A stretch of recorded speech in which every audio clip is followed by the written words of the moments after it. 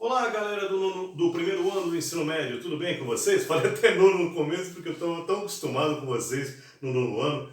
Gostei tanto de dar aula para vocês no nono ano, vocês fizeram aquele trabalho no final do ano que me agradou bastante e foi a observação de nuvens, aquela sessão de fotografia que vocês fizeram para depois montar um catálogo de nuvens lá no pátio da escola e a gente até ia publicar no jornal Costa Norte.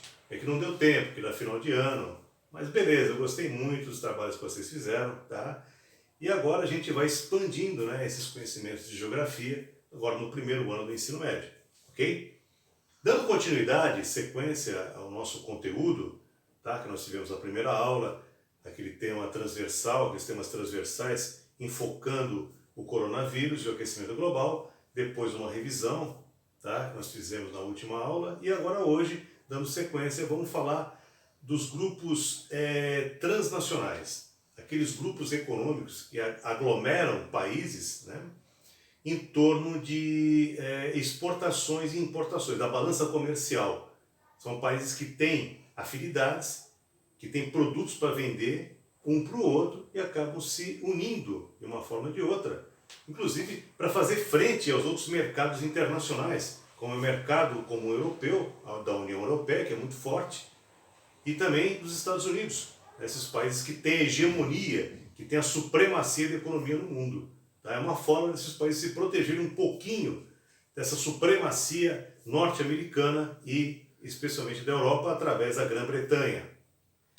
Sendo assim, alguns anos atrás, um economista inglês sugeriu que o Brasil, a Rússia, a Índia e a China são países que não são mais subdesenvolvidos. São países emergentes, países em desenvolvimento.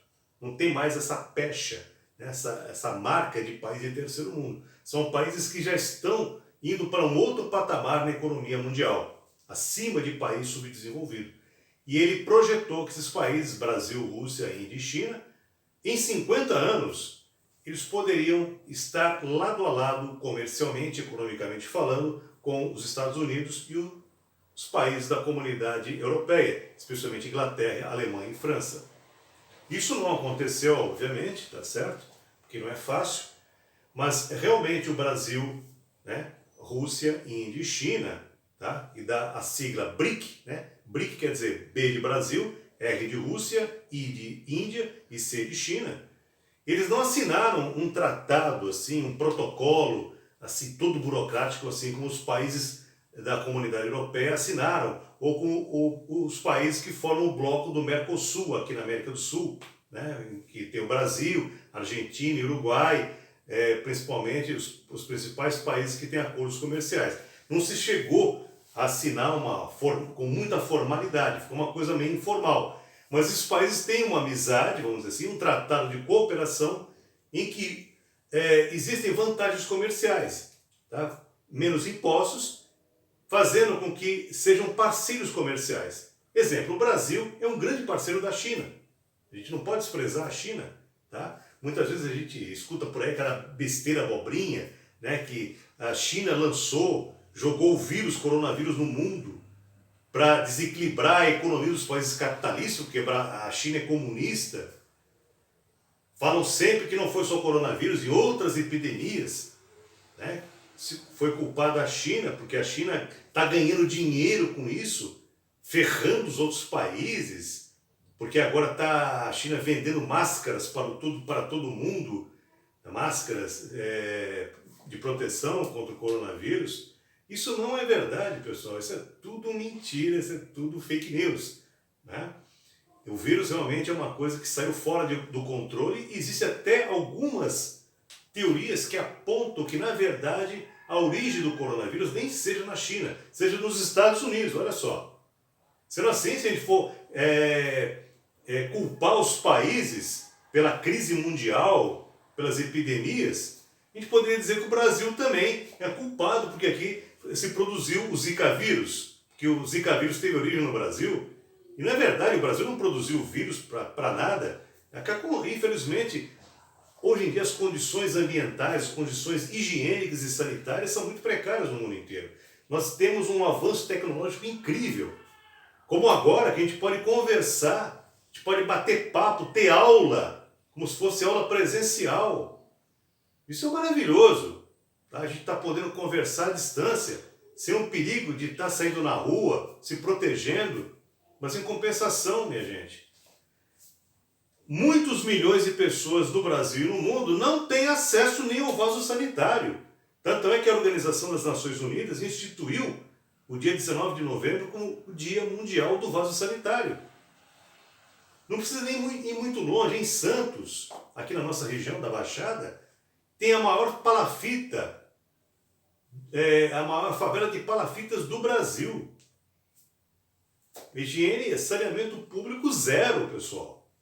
Então, existe um tratado comercial muito bom entre o Brasil e a China, assim, uma boas relações comerciais, inclusive com também a Rússia.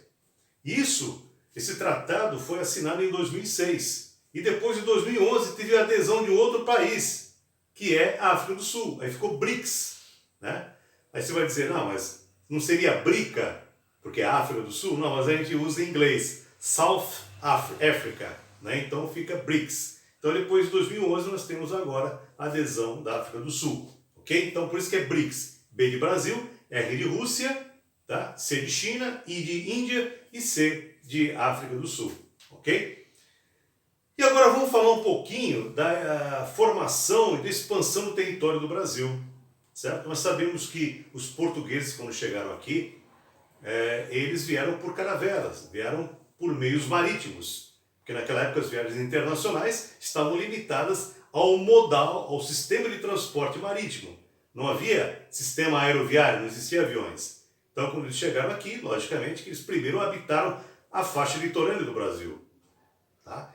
Estabeleceram, inclusive, o comércio do pau-brasil, tá certo? Muitas vezes isso cai até em Enem e vestibular, hein? Se liga aí, galera.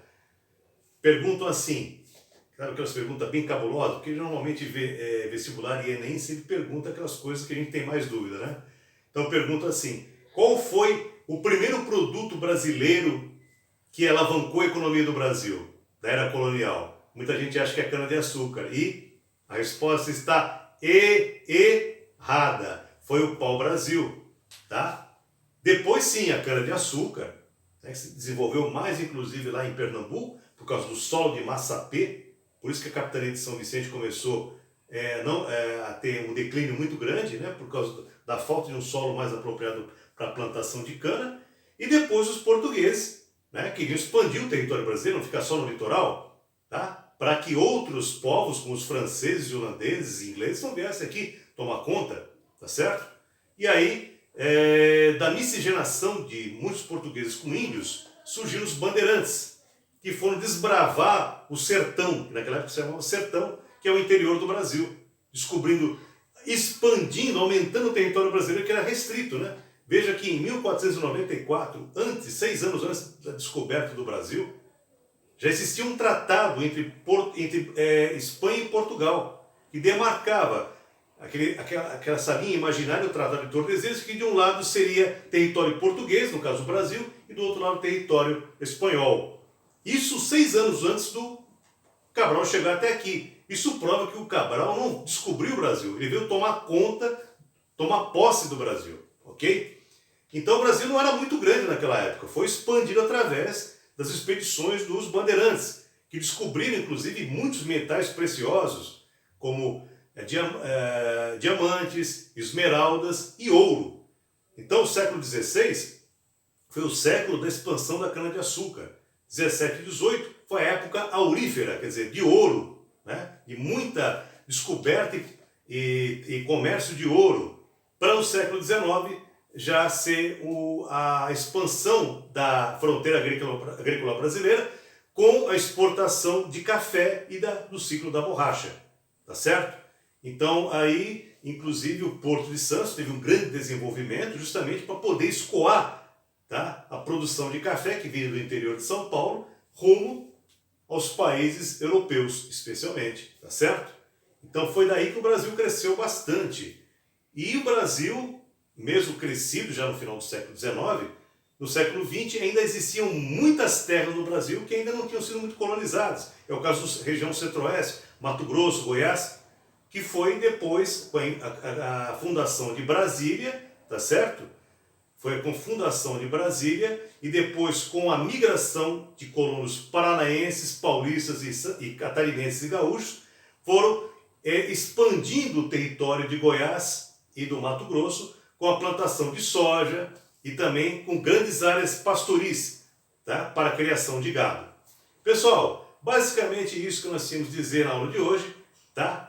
E esperamos que vocês continuem firmes e fortes. Até a próxima aula.